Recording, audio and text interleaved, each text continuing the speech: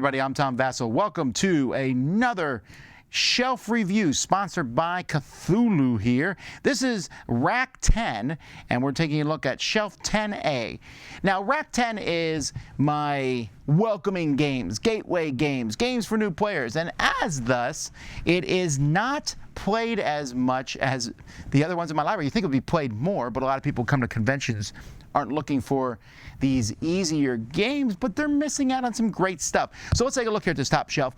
So first of all, you see 8 boxes here. Century, Century, Century, Century, Century, Century, Century, Century. The first one is Century Golem Edition. And then we have next to that Century Golem Edition Eastern Mountains and Century Golem Edition in Endless World. And then you see a second copy of that. That's because in that second copy of An Endless World, I have all 3 games since you can combine them. You can combine 1 and 2, 1 and 3, 2 and 3, and 1, 2, and 3. So I have, then when you go down to Century Spice Road, the same thing. Now what's interesting about this is that the first 4 and the second 4 are essentially the same game, just with different themes. So that's kind of interesting. They're great. I don't know if I'm going to have all 8 in the library forever. If I go down to one set, it's definitely going to be the Golem ones because they are much prettier. But it is a fantastic game set series, and I wish they got played more. Moving on to our next series, what is this? It's Pandemic. So these are kind of just in any particular order. We'll start with Pandemic Rising Tide. I think that has something to do with water. Yeah, I've never played it. The next one is Pandemic. That's the base game. I think there's an expansion or 2 in there. There should be, because base Pandemic, you know, if you want to play that, you could just play one of the other variants. After that's Pandemic Fall of Rome. I'm assuming it has something to do with Rome. Actually, I have that one. And I'm jesting, I do know what these are about. But Fall of Rome, I have this one really buffed up with some nice upgraded components. Then we have the worst game in the series, and that's Pandemic Rapid Response.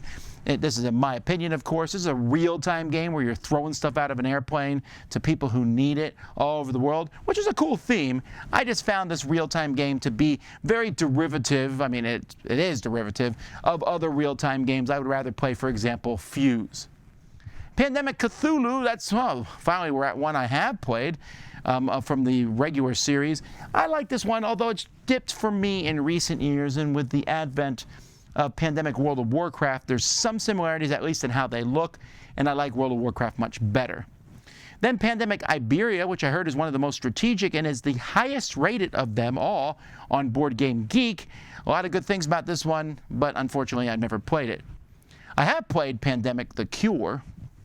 This is the dice version of Pandemic, and it is fine. I still would prefer to play Pandemic. And, you know, at the end of the day here, folks, there's a lot of pandemic-y stuff here. My favorite Pandemics are the Legacies, which we can't put into the library because, well, they're legacy games. That doesn't work. So if you came to the shelf and said, which one of these would you want to play? I think I might grab base Pandemic with an expansion or 2. Or like maybe the new World of Warcraft one, which will eventually get on this shelf. How will I fit it on this shelf? Well, we're going to move Flashpoint Fire Rescue somewhere else. Flashpoint Fire Rescue is similar to these other games. It's a cooperative one where you're rescuing people from a burning building. I really enjoy this game. I think it's very underrated. It's better than Pandemic in my opinion. It's more fun. There's cool theming to it. Go in and rescue people. Fires are spreading. Explosions. There's lots of fun expansions. Just a neat game.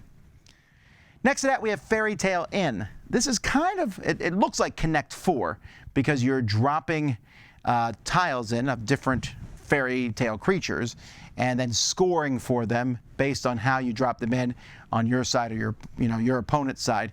It's an interesting game. It doesn't seem to have gotten a lot of love, but I found it to be fun, and it's an easy 2-player game to jump into. Then we got Catan 25th Anniversary Edition. This is Catan, the almost good edition. If you've ever seen Catan, the components aren't great. This one, the components are slightly better, but I've also upgraded a lot of stuff in this box. Now, even though I have a whole shelf full of Pandemic, a whole shelf of Ticket to Ride, a whole shelf of Century, this is pretty much all I have for Catan. I have a few expansions on our expansion shelf, and I don't know how often this one will get played, especially since we have the big 3D Deluxe Catan. But anyway, that's what's on this shelf. What's my favorite game on this shelf? Well, it's the Centuries. I like mixing the centuries together. They're fantastic. So that would be my favorite. What's yours? Let me know in the comments. Until next time, I'm Tom Vasel, and you've been watching another shelf review of the Dice Tower Library.